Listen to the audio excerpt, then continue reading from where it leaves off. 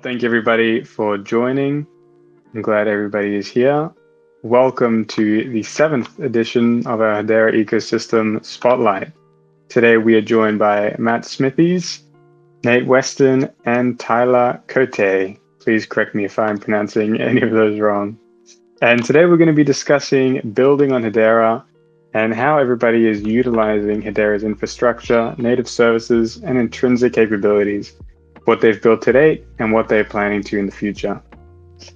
I'm not joined by Tudor today as usual. Rather, the space is hosted by Ben. Take it away. Thank you, Master, for the introduction, and welcome everybody to this edition of the Spotlight series. I'm very excited, like I said earlier, to be here, although I'm very aware of my position here. I need to fill some big boots, quite literally.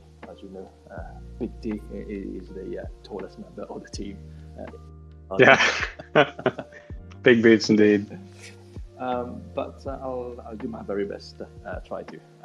So, as you probably know, this Spotlight series is a bi-weekly that we host on Twitter Space.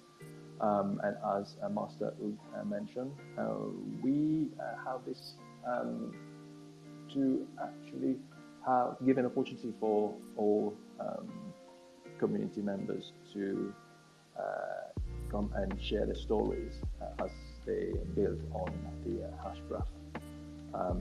It is an opportunity for us as well to get to know them, but also how the other community members partake into this extraordinary journey, which is Hedera. If you haven't catch previous recordings of this AMA, we have them recorded on our YouTube channel. So if this is something that is of interest to you, please do hop over there to check them out. Along with this Spotlight series, we do also host another Twitter space which we call the HeadStarter Pulse, where we invite listeners to engage with us and the team at large, because we want to be as transparent as possible with our progress and also with our plans as to where we want to take our project further. As you know, we are the Web3 crowdfunding platform and accelerator of the Hedera network. What we do here is we help early stage project founders and their team to connect with the Hedera community and help them navigate through this exciting journey. So before we jump into the questions, I think it is important to note that the content of this space is provided for informational purpose only and should not be relied upon as legal, business, or investment advice. With that out of the way, let's go and get those questions. Thank you guys for joining us. It's great to have you here. And to start off, I would love to hear a bit more about yourself, so that the listeners are more familiar with the voice behind the screen. Let's start with Matt, if you don't mind. I'll let you introduce yourself. Yeah, hey everyone. Thank you for inviting me on. My name's Matt. I'm really glad to be here. Like all of you know, I work with the DOVU team, and I do various other things. But generally, I love doing tons of different things. I'm very eclectic. I do like weightlifting. I dabble with card magic a bit. Weird little fact. I basically spent 3-4 years like mastering one move in card magic, which is mental. And I also am a freestyle skateboarder. Some of you may have seen my videos. If not, then I'm sure they'll be shared at some point. But yeah, I love to experiment. I'm very curious, and I love to learn. Kind of learn with people, and the journey I've been on with Hedera. Working with Hedera, the team, working on these various projects has been amazing, and the community here has been incredible. Just generally, as everyone's lovely and trying to do the best they can in their own way and learn from each other. So thank you for having me. Brilliant. Thank you for that, Matt. Let's move to Nate. I'm not sure whether actually Nate has joined us yet, but while we wait for him, let's hear more from Tyler. Cool. Hey, everybody. So yeah, as mentioned, I'm Tyler, also known as Pluto. I'm the CTO of Hashpack. So I'm kind of responsible for coding all the UI and stuff that you guys have been using. I'm from a couple hours outside of Toronto in Canada, just a small town. I've been a web developer for like 10 years, working on everything from like big corporate advertising to like navigating the nightmare red tape of insurance companies. We're just excited to be here. Fantastic. It's great to hear more about you guys, who we have behind the profile pictures. Thank you both for the introductions. We were expecting Nate to be joining us, but I don't believe he is here under the username Upside Coop. He dropped me a message. He said he had a conflict come up. Okay. That is unfortunate, but no problem. The two of you will be perfect. There's no worries. No, it's fantastic to hear about you both. And now that we have that out of the way, we would love to jump into the questions that we have prepared for you. Of course, as this is a community-orientated spaces, we invite anyone listening to request a mic, jump in, and ask some questions of their own. We'll give you the permission for that. But yeah, without further ado, let's get straight into it. So could you provide with an introduction to the projects you're working on, and how did you join the team and the cause? And we can start with Matt. Oh my lord. Okay. So I'm currently working on a number of different projects at the moment. My primary focus is DOVU, and that's the whole kind of offsetting carbon, this idea of working with the Guardian, creating the concept of like the audit trail. We can go into more of those details, or I'm happy to take it offline with anyone else. But with them specifically, I've known about that company since probably for the last 5 years, and I've worked with them in different roles since 2018. And effectively, like what happened is we moved into Hedera probably in 2019,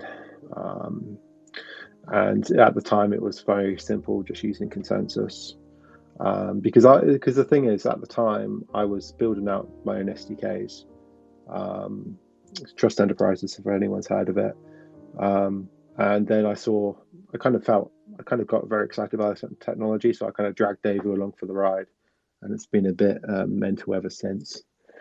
And kind of since then, I've also kind of spun up a kind of NFT project called Inky's Art Club, which uses these other kind of tech I've built. And there are kind of NFT projects that are starting to use the tools that I've kind of built out for the last couple of years. So that's kind of very exciting. So yeah. No, it's amazing. It sounds like you've been very, very busy. It's great to have you here on Hedera, Matt. Pluto, how about yourself?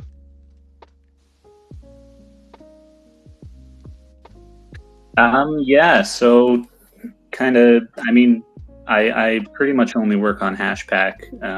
How that came about, I know May has kind of talked about it a bit, but back maybe late 2020, early 2021, I started kind of looking into Hedera, was looking for some communities, and other than like a Telegram, which I don't really use. There wasn't really much out there.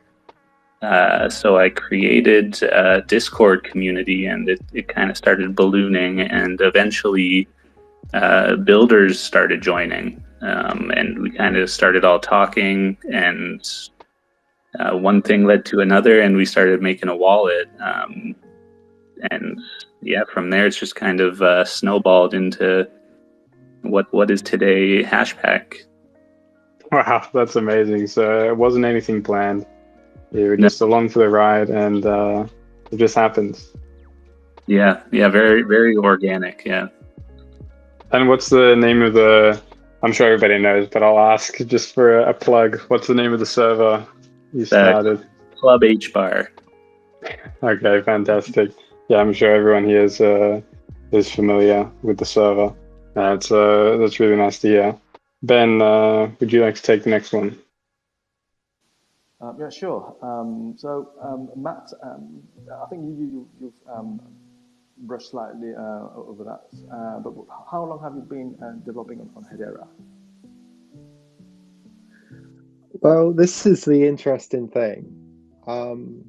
Back in, I think it was early 2018, I joined this kind of blockchain kind of consultancy agency. It was like a spin-off of this web agency called Simple Web Block. And part of my role there was to kind of investigate new emerging technologies and all this kind of stuff.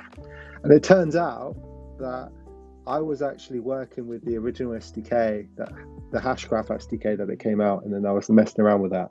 So I guess in some respects, I've probably messed around with the tech since before Hedera was even a thing. But yeah, like I said, coming back. Yeah, ancient in crypto years. So yeah, I mean, properly going back to it, like making it my working on Hedera, I guess probably full time, probably 2019, 2020, you know. But yeah, it's always been a fascinating tech from my point of view. So I'm glad to be here. That's amazing. What about you, Tyler? How long have you been developing on Hedera? Probably since around like same time as Hashpack started. Like that was really my kind of intro project to working on Hedera. As kind of like a JavaScript guy, I was always kind of looking for a nice entry into like blockchain development stuff, but like none of the other kind of chains, like they're all smart contract stuff, and that doesn't really work for me. And so like seeing the SDK, I just kind of started playing with it because it's super simple to play with. Okay. So it sounds like you started on Hedera, or did you develop it all in any other DLTs? I started on Hedera, mostly just investigating other ones, not really doing anything with them. Yeah. Oh, we're very lucky you chose to stay. Don't know what we'd be doing without Hashpack.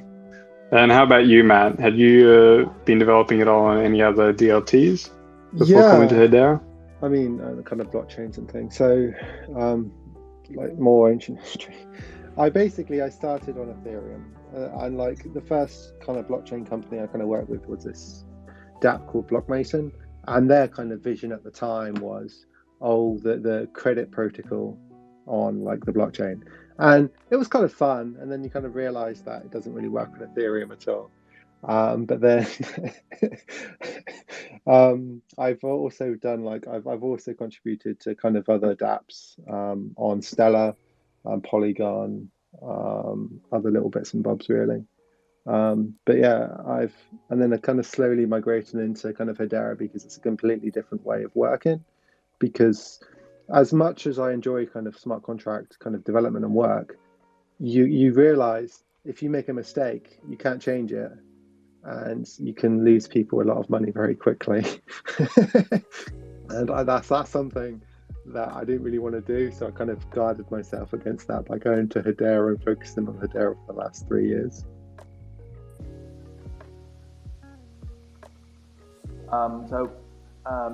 What was then your favorite part when you started to develop Hedera? Like, what got you to really see and uncover the specificities of Hedera that you like? Yeah, I mean, for me, I guess I've always been a person who likes to create tools, just to create tools out of nothing, which is kind of silly. But the consensus service did blow my mind, and how simple it was to interact with, to like generate logs of things, and you could basically like create anything from the consensus service. And so back in 2019, I thought, wouldn't it be amazing to create tokens? And then the token service came out, so that idea went out the window. And as they added more and more native services, it was just fun to plug and experiment and play. But yeah, I started with the consensus service, and just that in itself got me hooked. Nice. Pluto, you also mentioned that you were investigating and researching other blockchains before dipping your toes into Hedera, but then you decided that Hedera was the one for you. What made you feel like that was a match made in heaven? I mean, I have to echo the it's easy to mess up in a smart contract and lose people money thing. Like working with the Hedera SDK is like it's very straightforward, and like there's not that much that can like go wrong from like a logic point of view. And yeah, just the approachability of stuff, like you can start interacting with Hedera in like 20 lines of JavaScript to just like do basic things. Like it's just super straightforward, and like that's something that's important to me. Yeah. Wow. Okay. So would you say that's No. Oh, sorry. Go ahead then. Just a quick follow-up question to that. Like, would you say that it would be easier for somebody who has absolutely no knowledge in coding to start in Hedera rather than? Yes, I would say that. The reason is there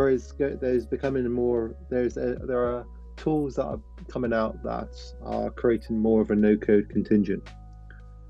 So this effectively means that, if that sounds like nonsense, what it basically means is the ability for people to create tokens or create kind of decentralized logs or do all these sorts of things by just, writing type, like creating a type form or creating like a no-code mobile app and all these sorts of things. And I have never come across another Web3 tech that you can really do that with. Like Stellar to a degree, yes, but like Hedera makes it so simple and accessible that anyone with an idea can come into it, create some tokens, make a proof of concept, and just try to just mess around with the tech. And that ultimately makes it accessible not just for developers, but just for a normal human. Yeah, of course. And when you guys joined, that was a while ago, so I'm sure things are a lot different now. What would you say your favorite part of developing on Hedera is now, after all this time, Pluto? I mean, the community, well, not like a technical thing. The community is a great one. Like everybody's super supportive and kind of involved in stuff, and really good at kind of using the things that you put out, and like, yeah, just using new features on the chain. The approachability, I think, is a big one. Like you were saying with the no code stuff, like the Hedera kind of SDK, like, and the native services, it's really great, like building blocks with kind of defined inputs and outputs that you don't really get with like smart contracts, I don't think. So yeah, that's probably my favorite thing, is the native services. Nice. And Matt, I believe you already kind of answered this in your previous response. I don't know if there's anything you wanted to add before Ben moves on to the next. Not really. I mean, with every DLT or like Web3 kind of network, there's always going to be positives and negatives. But for those that kind of want to get started and kind of mess around and kind of try to make their ideas a reality, I don't really see a better opportunity than, the network Hedera at the moment.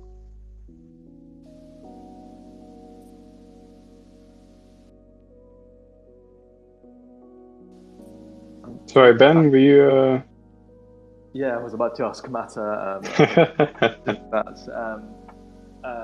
So you mentioned that there are now more no-code and more tools actually being developed to facilitate more people to start their journey on Hedera. Would you have any piece of advice that you would throw to them if you got people who would have a basic knowledge of crypto and blockchain, but what would you tell them to get them in love with Hedera? Yeah, I mean, I wouldn't even start there. I would basically say to someone, think of like a problem, or think of something that is kind of interesting to you. It could be something simple like a note-taking app. It could be something as simple as trying to send someone some tokens in a given context. Maybe you could pretend these tokens are like, I don't know, like an ROE, or whatever, and just kind of play, So one of the tool sets I've created, like Trust Enterprises, it is very simple in the terms of it walks you through how to create tokens. It walks you through how to do consensus messages and all this kind of stuff.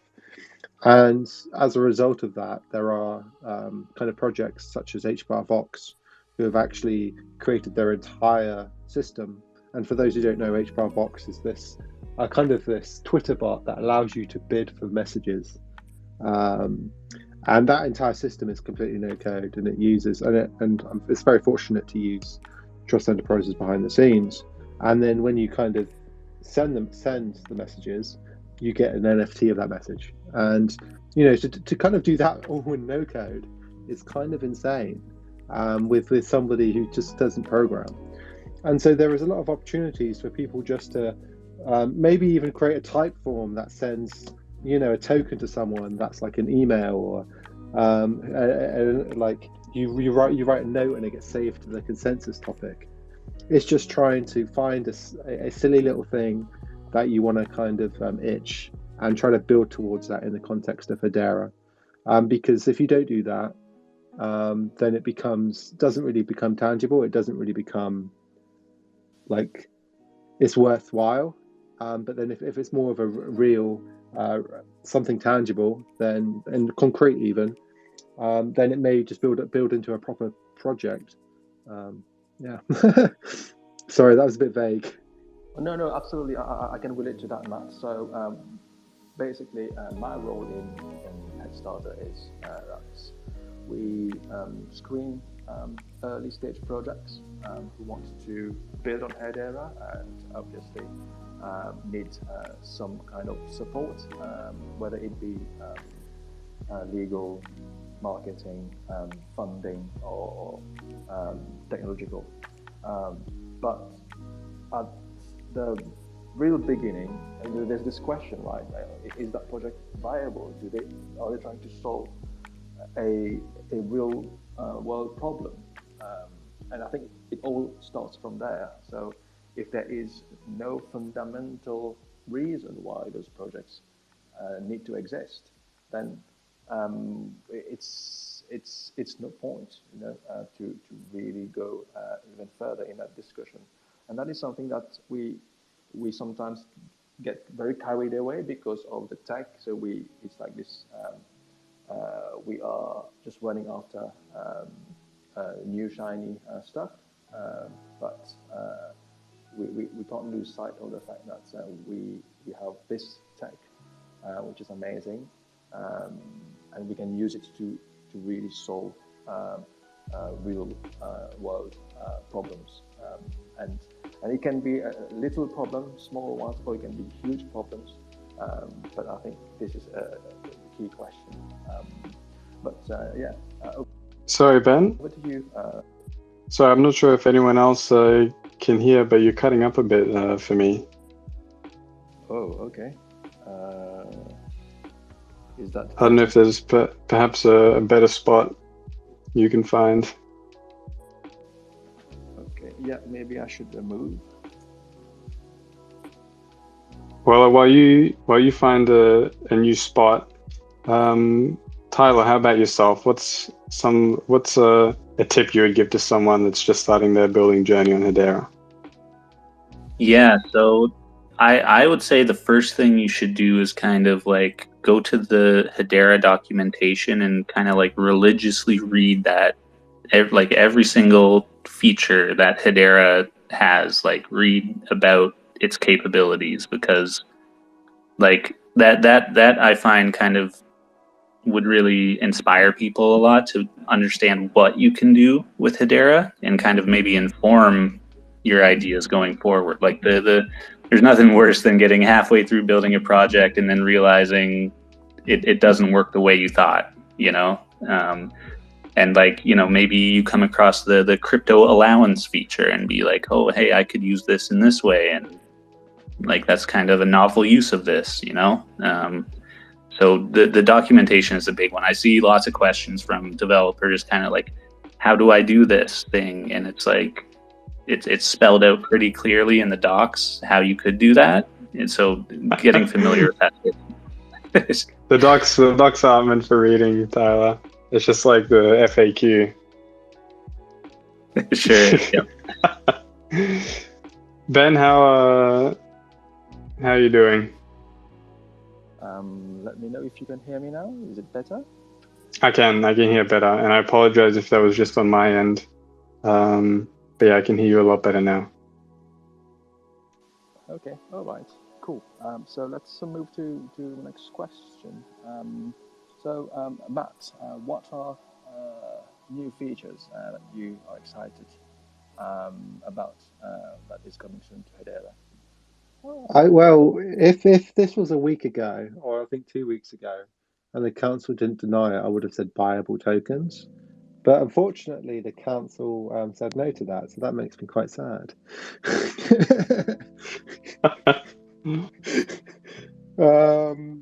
Yeah, it's funny. Like I am just as bad as Tyler says. Like I don't actually read up on all of the brand new features.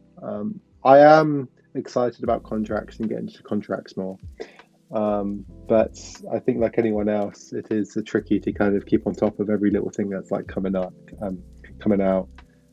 So apologies for that. But yeah, for me, I really like, I mean, I know this is an older feature now.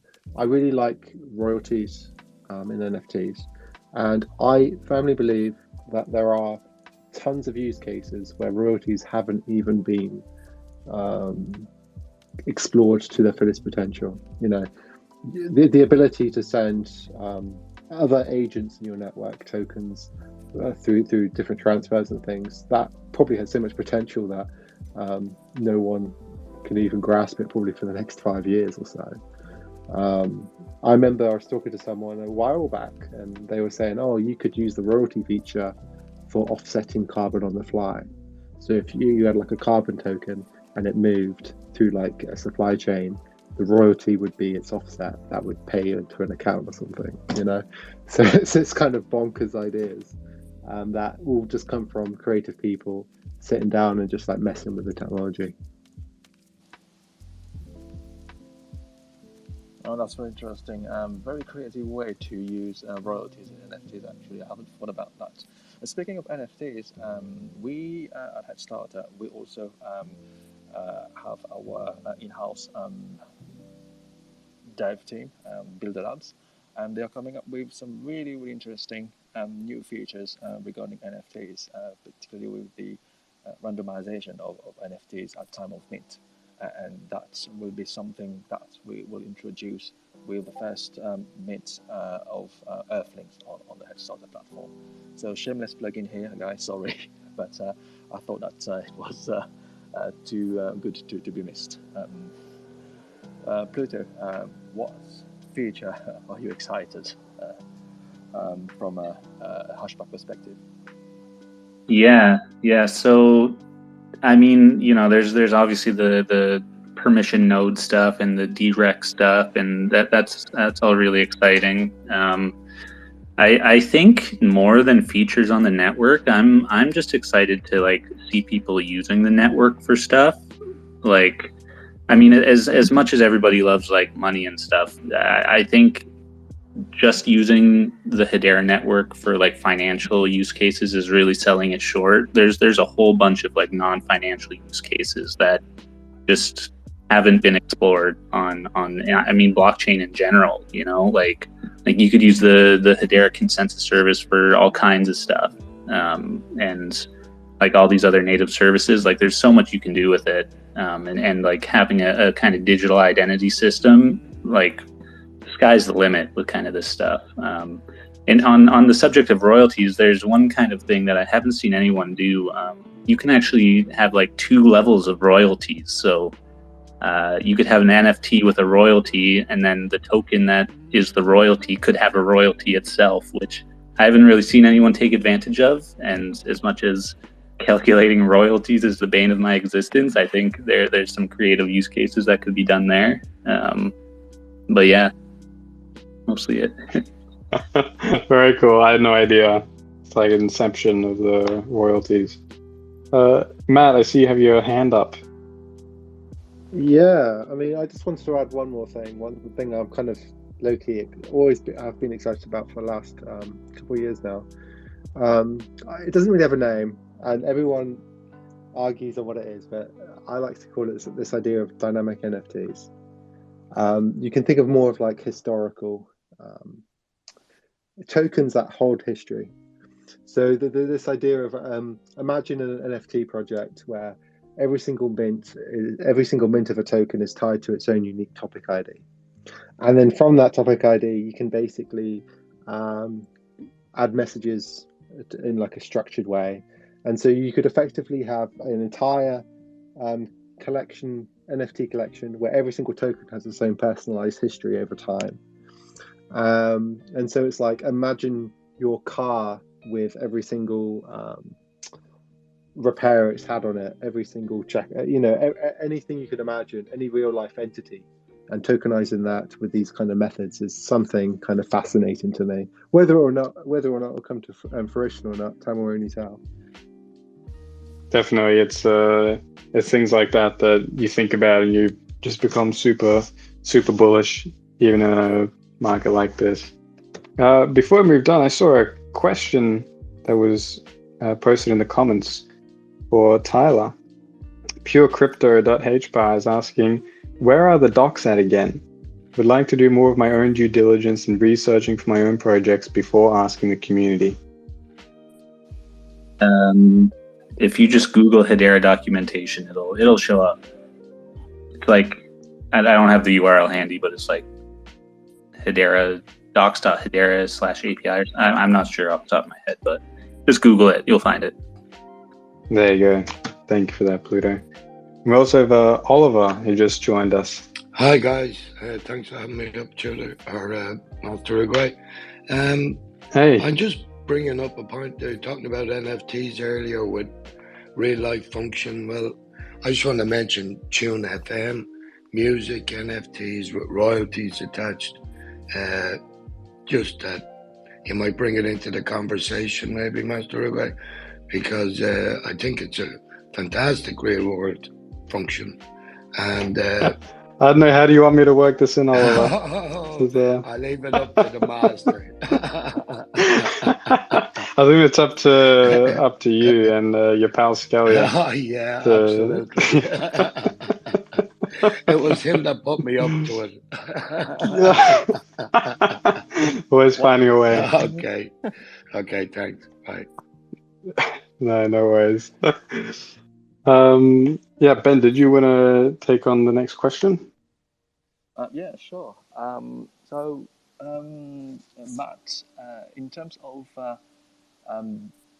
development experience, because I think this question is really a good one for you, because you spent quite a lot of amount of time developing on Hedera. What do you feel would really improve the experience for Dev currently working on Hedera?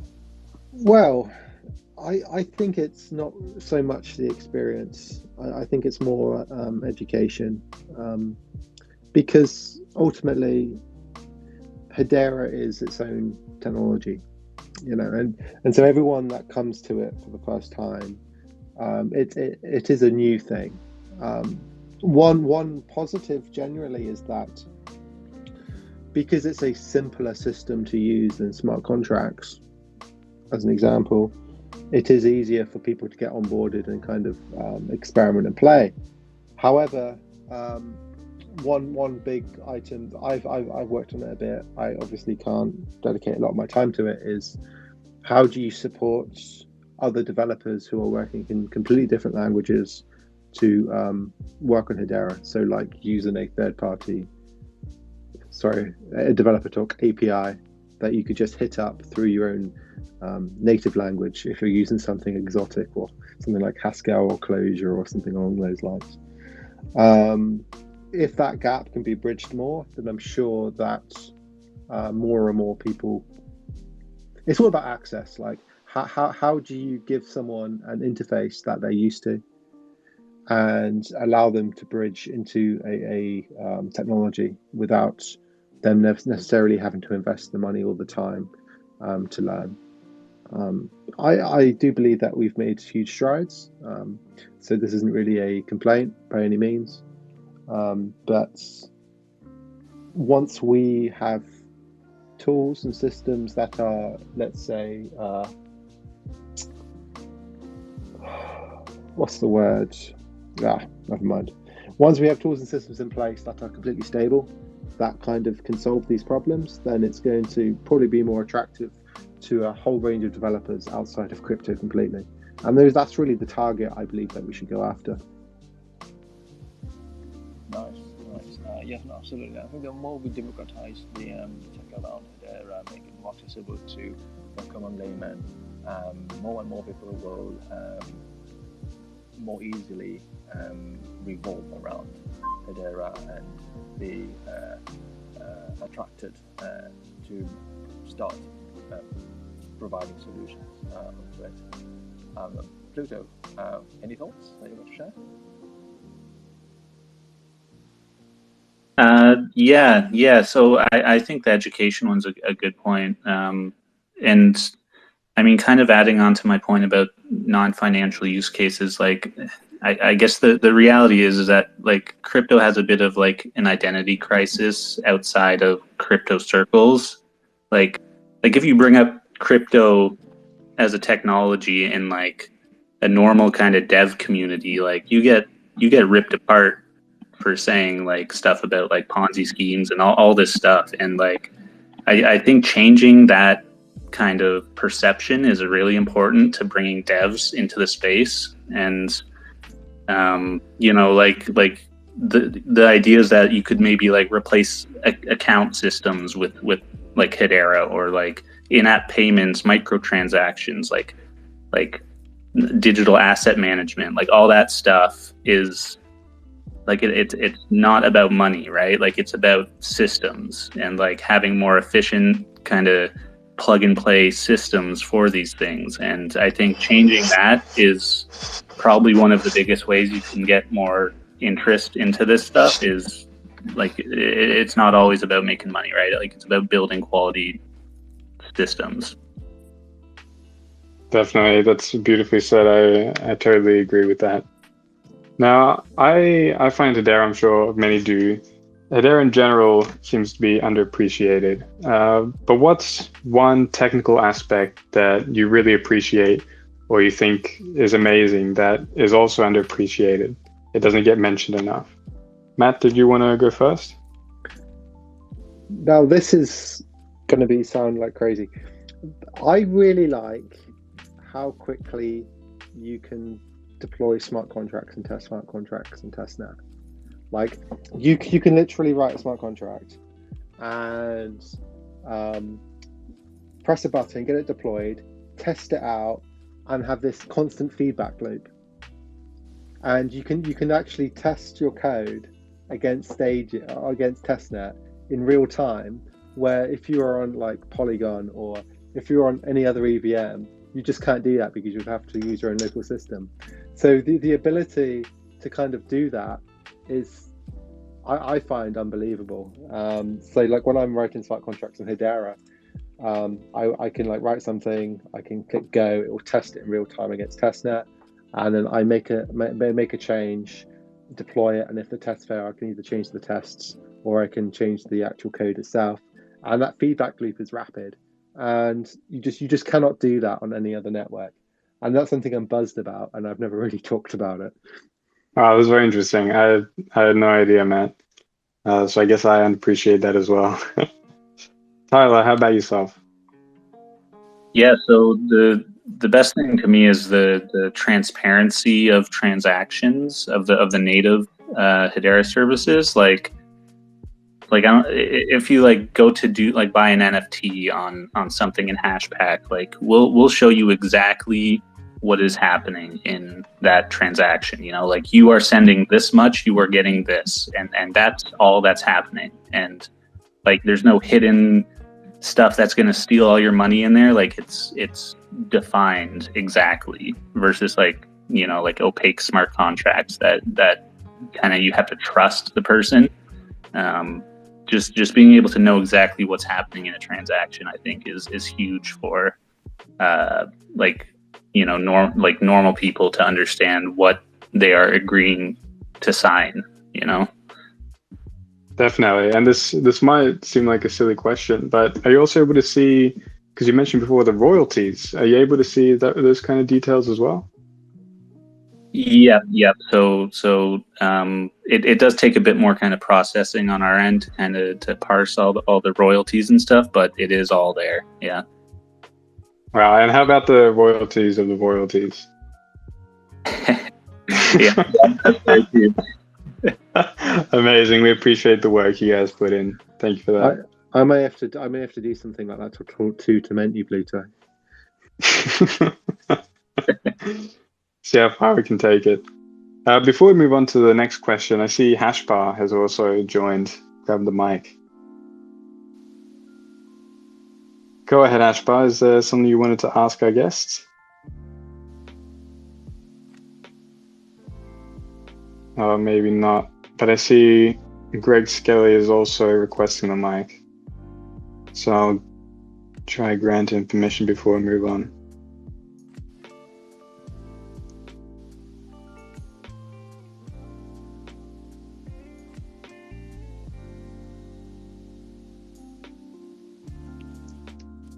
Hey, Greg, you're up. I'm trying to give permission, but it's not working for some reason. Sorry about that, Greg. This is not on purpose. I'm not trying to stop you plug GNFM. I know that's what you want. Well, how about then you move on to the next question, and I'll try to get Greg up here in the meanwhile.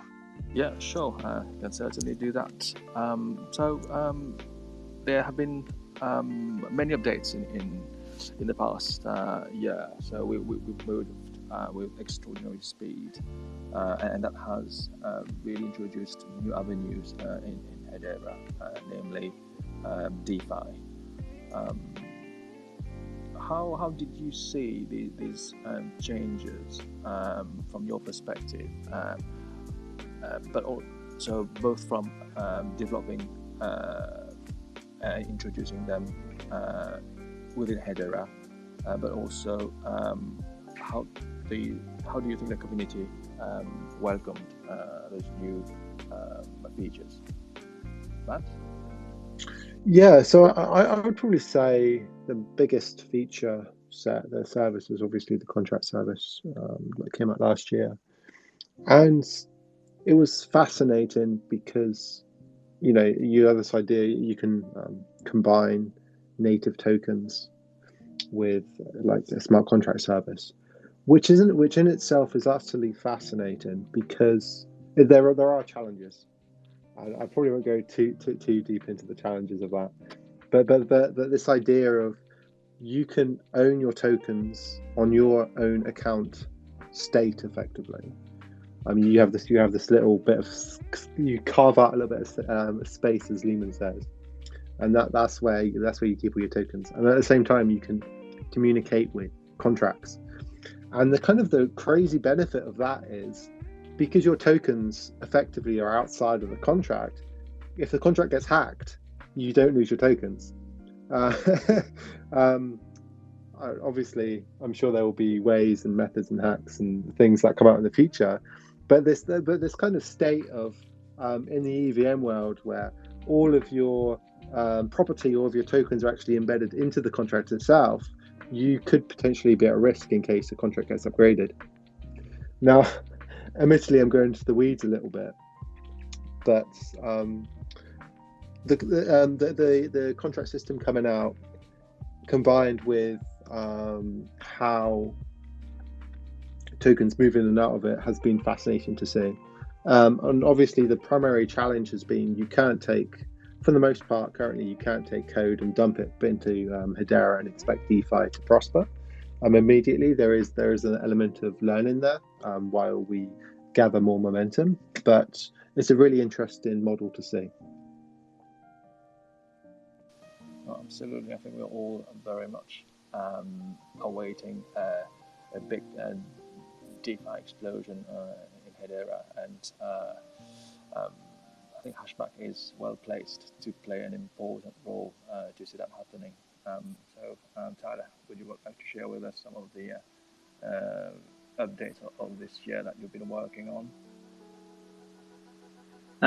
Yeah, so in terms of DeFi, I mean, so Hashpack isn't necessarily involved in like being DeFi. Like we provide kind of like the rails for these platforms to like interact with and for users to kind of understand. And so I mean, the stuff has definitely been coming like hard and fast at us. And it has been quite a bit of work to keep up with it, like the updates to the SDKs, like price feeds, token icons, just all kinds of miscellaneous stuff. And yeah, I mean, it's definitely grown very fast, and it's fun though, it's exciting times. Definitely. I mean, even just as part of the community, I feel there's so many projects coming out, there's so much happening, it's hard to keep up. I can't even imagine on the developer side, with all the updates and all the progress that is being made, having to continuously learn new things. It must be very overwhelming, I imagine. And oh, sorry, go ahead, Tyler. I was just going to say, like, even like going forward, like we have a lot more plans to kind of add stuff to for the DeFi space, like token charts, like maybe profit and loss calculations, stuff like more like price feeds from like multiple kind of dexes and stuff.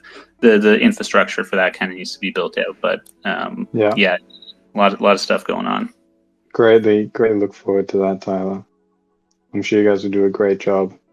Now, speaking of this progression that's happened, especially in the last year regarding DeFi, I imagine we'll continue like this for a long time more.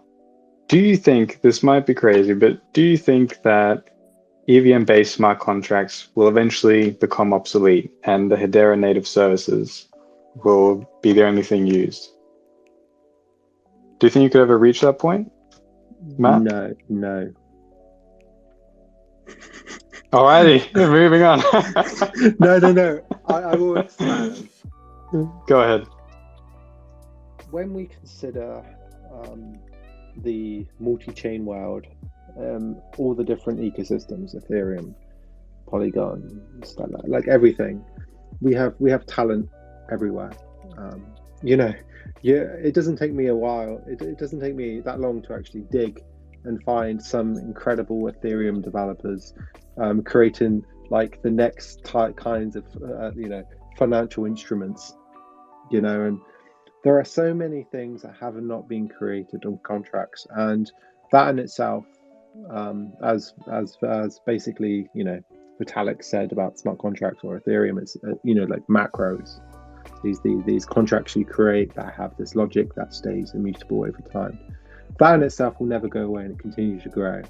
I think what's kind of special with Hedera is that when all the services mature, then we will attract talent from the big networks to come over to actually migrate the contracts, the loans, all that kind of interesting stuff, insurance, and then people who are serious, who want more control, can just use the native services, and be that the no coders of the world or the big enterprises, all those kind of things. So there's a place for everyone here.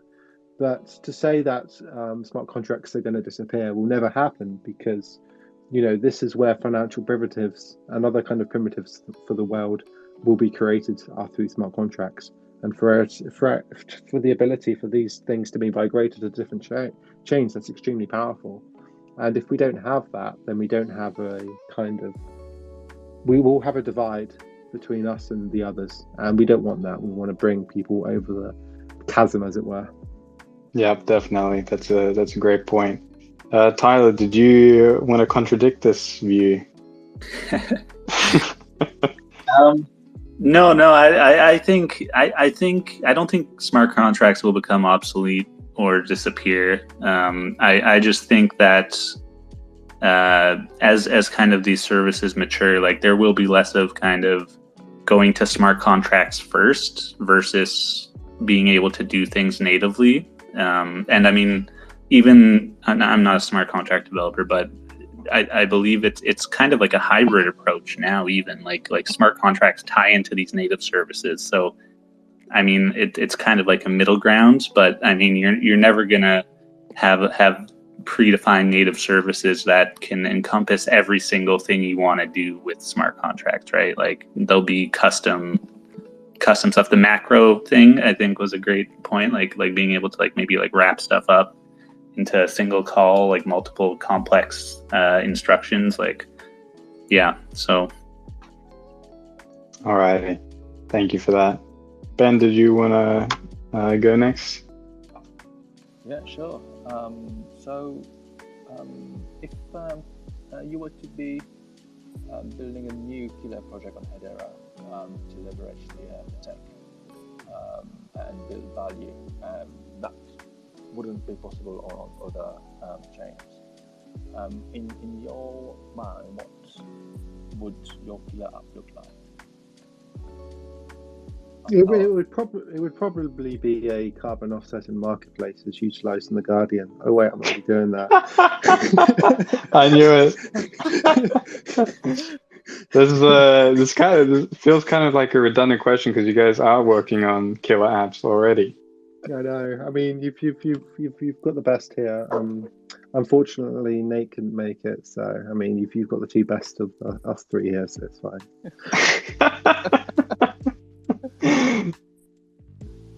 How about you, Tyler? Is there any app you've thought up or something you've dreamt about apart from Hashpack that you would want to make one day? Yeah, so I have a bit of a background in indie game development, and I would like to make a game that's kind of built on Hedera. I don't want to give too many details. I've been thinking about it quite heavily, but I think that would be a fun project. Nice. Tell us more. Imagine Animal Crossing mixed with Phantasy Star Online. That's kind of my Amazing. Well, we can hope for one day. Maybe it'll be available straight from the Hashpack app, the way you guys are going. Alrighty, now before I move on to the last question we have here prepared for you guys, I just wanted to again invite anybody listening to request the mic, ask our guests a question, anything, even if it's another plug for a project, Oliver and Skelly. Or if you're afraid to grab the mic and talk, you can drop us a message here in the comments or in one of our Discord servers, and we'll do our best to answer. But moving on now to the last question. Obviously, there are a lot of new projects being built on Hedera, and I'm sure even more that are in the infancy stage. They're just an idea. I'm sure a barrier for lots of people that have these ideas is finding a good development team. So what would you tell a founder who is in search of a CTO or in quest to assemble a dev team? What's some advice you would give? Matt? I would say don't.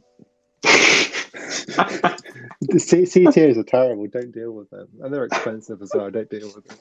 No, what I would do, right, is I would validate your idea. So I would create content, blog posts. I would have a landing page. I would basically do all the things around product development that says, this is what I'm trying to do. This is the service I'm trying to create. This is what will be offered, and just like really work with non-technical people, like copywriters, like marketing people, to kind of get the copyright.